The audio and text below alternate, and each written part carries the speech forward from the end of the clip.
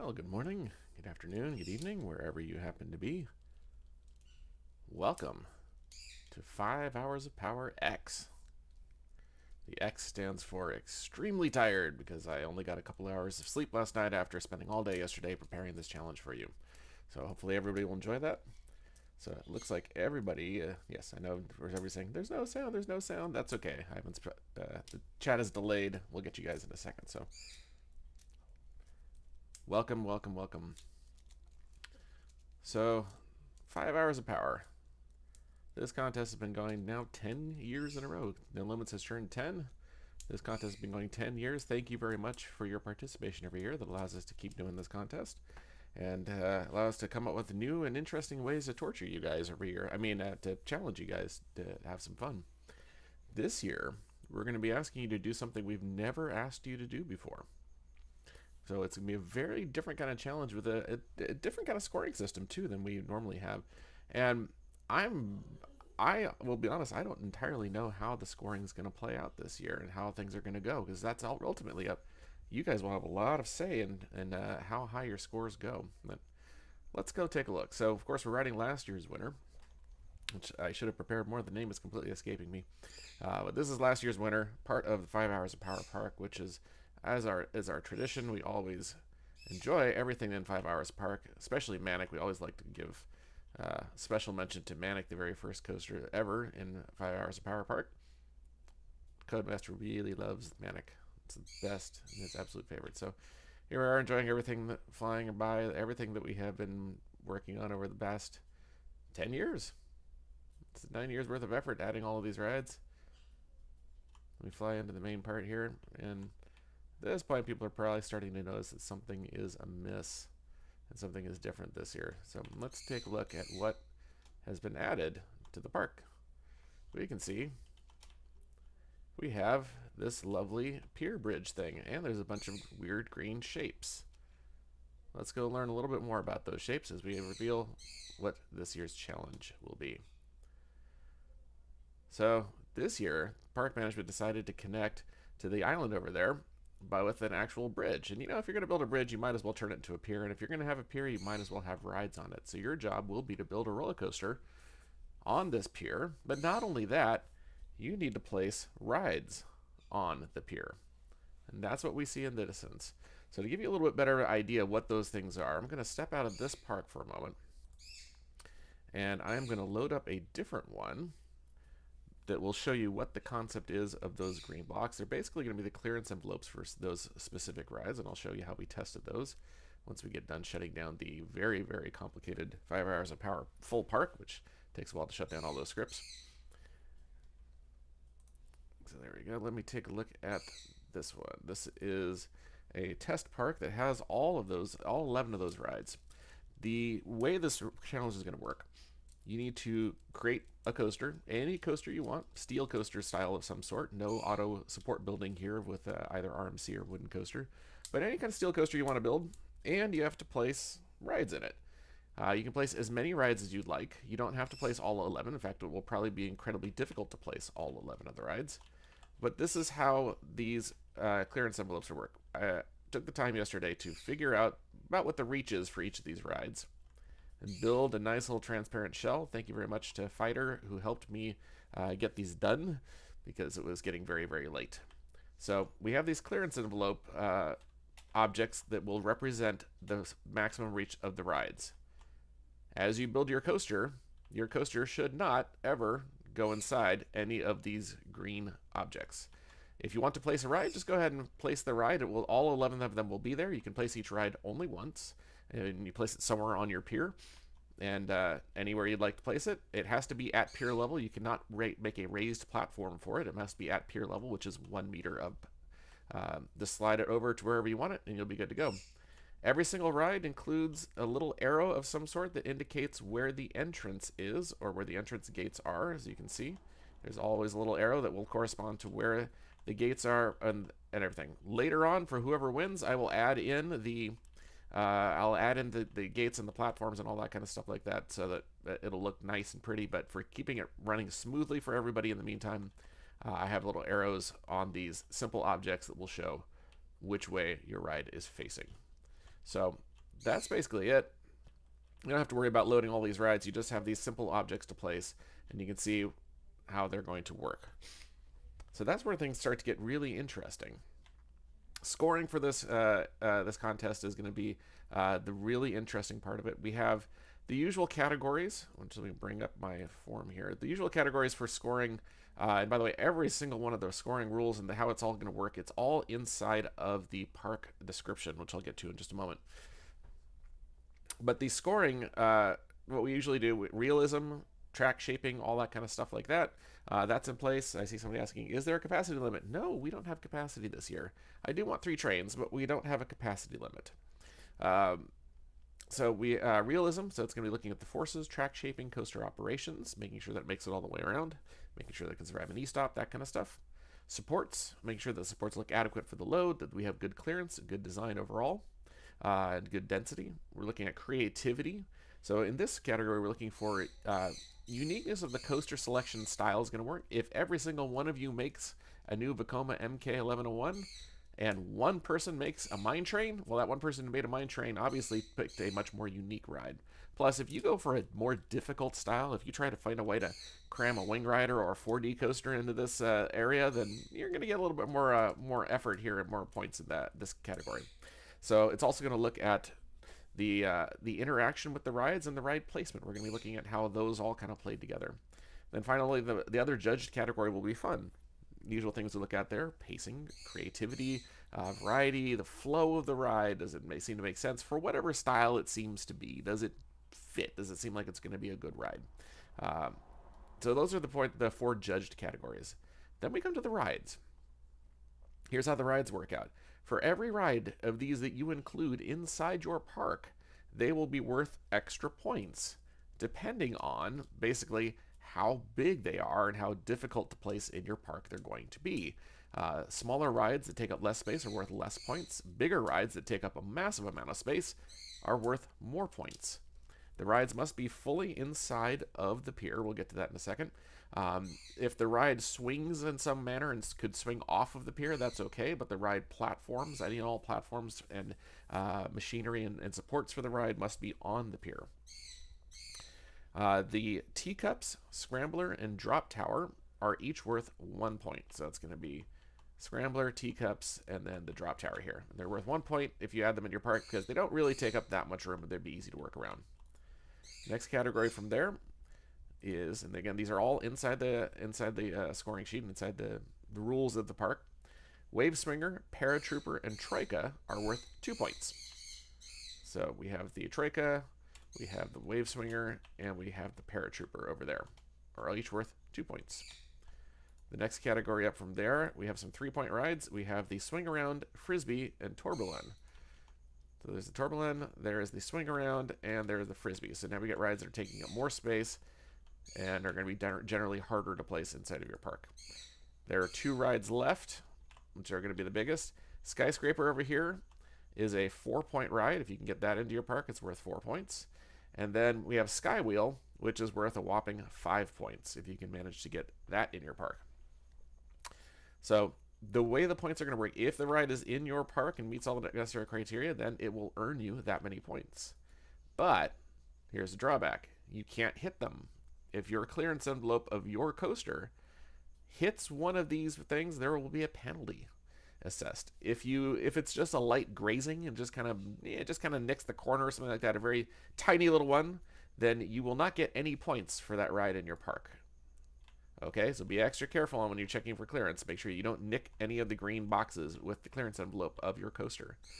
If you have a major infraction, where it's not just kind of you scraped by one corner at one point because you weren't paying attention, but you completely blew right through the ride or right through the middle of it, the whole train enters that green section and it's bad, then you're going to actually lose the point value of that ride from your final score.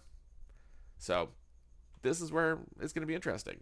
The more rides you add into your park, the more points they're going to be worth that you can earn. But you leave yourself less room for your coaster. And if you hit one, you may not get any points for that ride, and you may stand a chance of losing it if it's a particularly bad infraction. So that's going to be the challenge. And that's where I'm very curious to see how this is going to play out, because I really can't anticipate what everybody's going to do in terms of using the space of the pier and the rides. So let's go ahead and take a look at the actual park itself, and I will come back to the questions that have been building up and answer those as we go along. I just have a few more things to cover this time around than we've had in previous years. So here we go. You're going to be getting the package file because it has a few things in it. This is going to be roughly how it's set up to go. Although it's going to be set up slightly different. Everything here. So I've got a question here I can answer while it's loading. How many points is the coaster itself worth?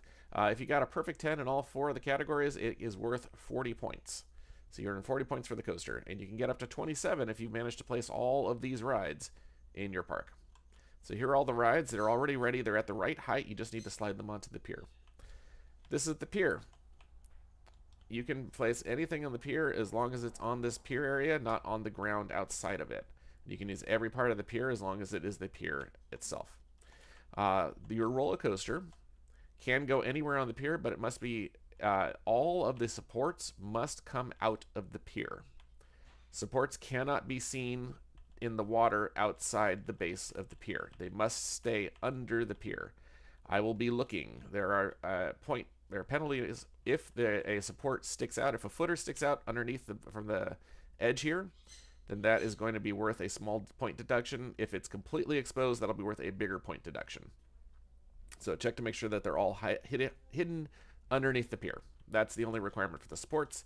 Supports and coaster track and coaster trains can go outside of the pier boundaries. They can hang over, and that would be really cool to do. You can do that all you want as long as the footers are underneath the pier. All of the rides need to be completely inside of the pier area as well. They can't hang off to the side. There are a couple that do swing off to the side, like the skyscraper clearly takes up a lot of space. While it's swinging off to the side, you could certainly place the skyscraper so that the car is swinging off to the side as long as the base part of it is completely on the pier. Same thing with this is kind of a clue on how to use the giant sky wheel. You can place that such that the wheels are going to be hanging off the pier, but this thing back here is the back of it, and that needs to be on the pier. Okay? So that's how those are going to work. They need to be anywhere you want. You can use as many of the rides as you want. You do not have to use all of the rides. You don't have to put any rides if you don't want to.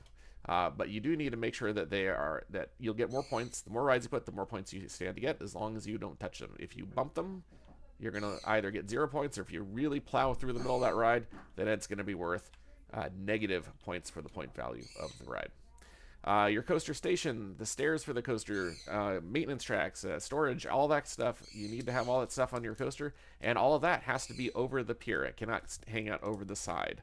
The coaster track supports footers under the pier. Those are the major rules. Just make sure I haven't missed anything else. So any kind of coaster is fine, but you can't use a wooden support builder, so no wooden coasters, no RMCs. Point values for the rides again: Teacups 1 point, Scrambler 1, Drop Tower 1, Wave Swinger 2, Paratrooper 2, Troika 2, Swing Around 3, Frisbee 3, Tourbillon 3, Skyscraper 4, and Skywheel 5. We have the ride shells. You can use as many of them as you want. You do not have to use all of them. It may be quite impossible to use all of them and build a big coaster. So you are going to kind of make it as difficult as you want to go for it. Coaster primarily built over the pier. Track and supports may go over the edge of the pier, but all the footers have to stay inside. All the flat rides have to be fully supported by the pier. The pier is at 1 meter height. No coasters or rides can go below the water level. No part of the coaster, track, footers, supports, train, or station can touch the water. There's no restriction on lifts or launches or reversions. Go nuts, whatever you'd like to do there. Maintain adequate clearance at all times and run a minimum of 3 trains. Support structures has to make sure that it can handle the support structure. Maintain clearance at all times as usual. No other scripts. You can throw extra scenery on the pier if you want to, but we're not going to be looking at that specifically. It won't be included in your judgment. That's how that's going to go. The penalties are spelled out inside the rules. A minor footer infraction, so if it's sticking out from the side of the pier, that'll be a -1 point. If the entire footer is visible, then -3 points.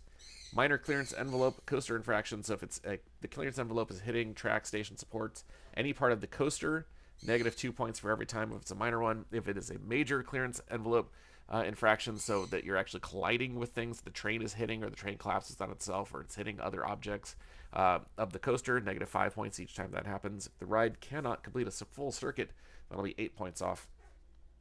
And as we mentioned, every ride that's included adds points, but if your clearance envelope of your coaster style nicks that, you won't gain the points for that type of ride. And if you could fully plow through it and it's a major infraction, then you're going to lose the points for that ride. So instead of, say, the paratrooper being worth 2 points, it might cost you 2 points if you plowed right through it.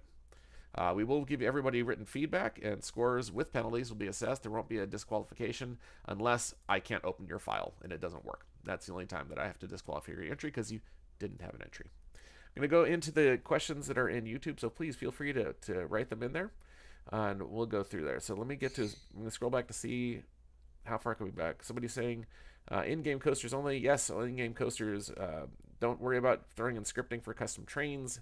In-game coasters only, please. Custom blocks, we don't want you to do scripting. There's not enough time to sit there and fiddle with the scripting. You have a lot to fiddle with to try and get all of the rides in place. No custom block scripts. Is it allowed to put down footers on the pier? Yes, they can go on the pier, or it's going to be easier just to have them go through the pier. When they get placed automatically at water level, have them hiding under the pier, that's fine. Don't worry about that. How many points is the coaster itself worth? As I mentioned, up to 40 if you got a perfect score on all of the 4 judged categories. Do we need to atomize and raise the footers above the pier? No, that's fine. You don't have to do that. The footers will be under the pier, that's how they build real piers anyways. I worked at Pacific Park in the Santa Monica Pier. All the footers are under the pier, and they go straight into the sand to be able to support the ride. They're not sitting on top of the wood. Let's see. You know, extra points if the coaster interacts with other rides. Helix around the drop tower, for example. Yes, that's going to factor into your creativity and originality score. So the more your coaster kind of plays with the various rides that are there somehow, or takes them into consideration somehow, so it doesn't look like you just shoved all the rides in one corner and built a coaster in another corner, then yes, that's going to add to your creativity score.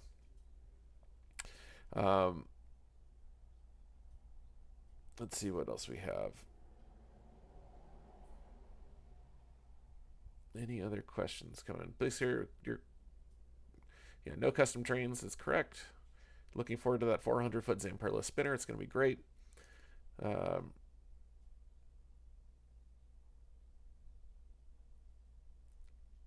you include a wooden coaster as scenery item and not as your main ride?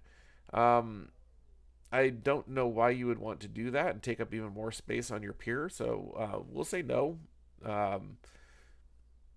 You don't really have a lot of time here. If you had a pre-built wooden coaster you just wanted to throw on there as extra scenery, we're not going to be looking at that level of scenery though. If you bring in a lot, even the park objects that we have, like benches and lamps and stuff like that, those are nice to haves, but they're not going to impact the score.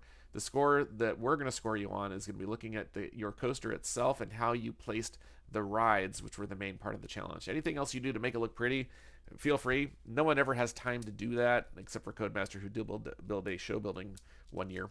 But that's not going to count towards how we judge your ride. We're just going to be amazed that you had that much free time. Can use blocks. No custom scripting for the blocks. Keep it simple on the coaster. So swing launch, stuff like that. Don't worry about the putting all that stuff together. Any other questions? 3 trains minimum? Yes, 3 trains running on your coaster.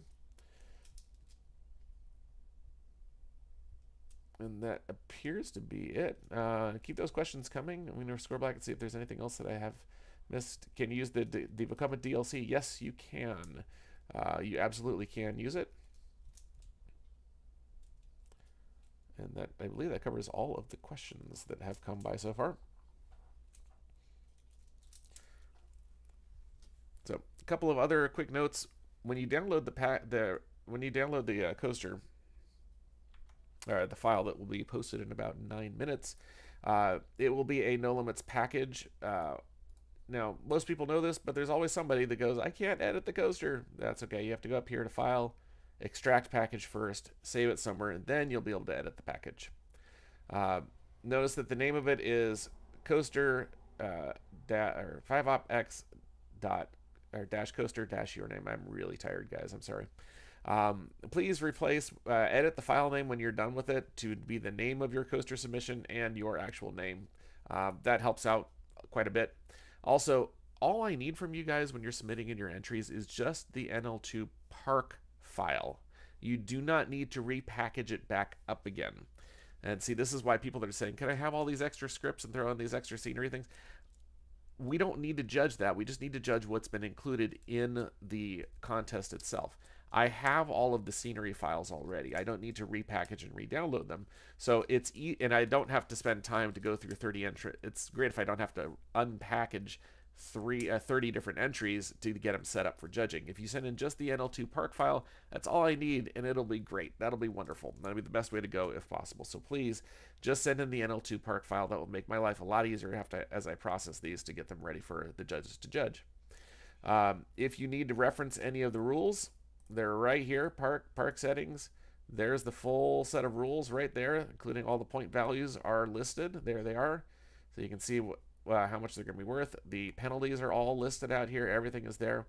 And when it's time for you to submit your entry, that's it right there. There's the link to the Google form.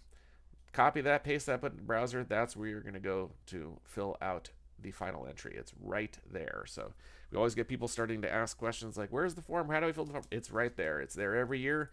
We put it right there so that you have it and you're ready to go when the time comes to submit. Let's see, any other questions here?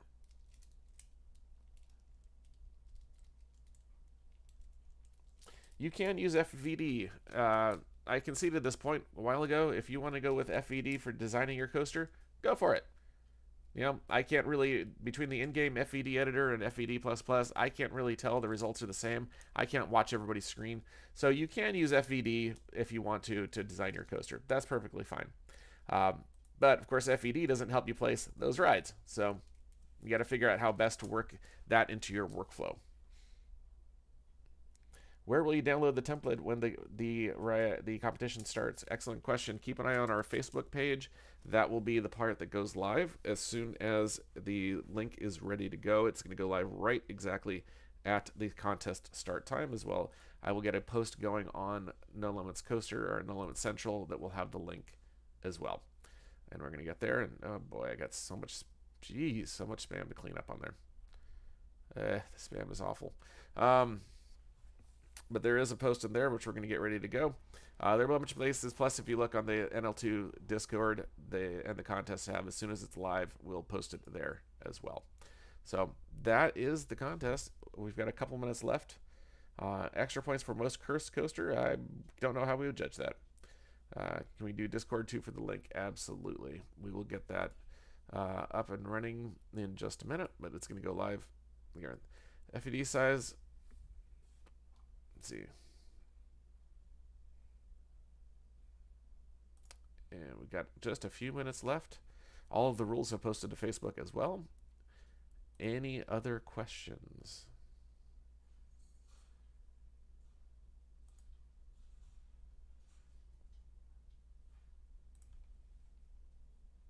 Does the file have to be submitted till 5 hours after start or after those 5? It has to be submitted during those 5 hours. Okay, so you have to actually go to the form and fill it out before time expires. So leave yourself a few minutes at the end to be able to send in your file. And this again, don't worry about packaging the file. I just need the NL2 park file. I don't need the full package, so you don't have to worry about packaging it up. Just send the park file. That'll have your coaster in it and just your coaster, and it'll have the placement of all those objects, which I have all of them here. And when I place everybody's rides in the same folder, it'll load it up just fine into whatever place you had. You can rotate the rides. By the way, you can rotate the rides to place them wherever you want to place them, okay? So you don't have to keep them oriented the same way that they are on the corner. You can rotate them around any way you want to as long as they stay at pier level, okay? So that's it. That is the challenge. It is a hard deadline. If you are running into trouble of some sort, please email us. Or I will be trying to pay as attention to the Discord as best I can to answer questions that come along. That is up to judge's discretion. I do occasionally allow people to be a couple minutes late, but it is a hard deadline. You do need to get some effort to get in there. So what I recommend, upload what you have with about 10 minutes left. Get an entry in. And then if you realize, oh crap, I forgot to do XYZ thing, go do XYZ thing and put in another entry. I will only look at the latest of your entries for judging purposes. So if you put in 4 different entries, the last one entered will be the one that we judge. See the question going by, does it require a base frame? No, it does not. You just go ahead and place your footers like you normally do. Just make sure that they are completely hidden inside of the pier. All right. How long do the results usually take? That's an excellent question. It will. It may take a little while. I have a very busy August coming up, and I've got a lot of people to go. So I'm hoping by the end of August we'll have the results in place. But I have a just personal life. I've got a family. We have a lot of things coming up. Some people may not know I also play drums, and I've got 3 different performances with 3 different bands coming up at the end of August, plus some end of summer break vacation time with the family. So I have a very, very busy August ahead of me, and that's why this contest was delayed this late in the year, because I have a bunch of other busy things. So apologize it took a while to get to this point. Life happens, but we're here. Everybody enjoy the contest. Do the have a great time with it. Looking forward to seeing what everybody comes up with. I really don't know how this is going to play out. I suspect a number of you will figure out how to cram all 11 rides in there, and I'm looking forward to seeing how you do that. So enjoy. Have a good time with it. Best of luck. Enjoy, and we'll see what happens. Until next time, enjoy the competition. Have a lot of fun. Support each other. Good luck.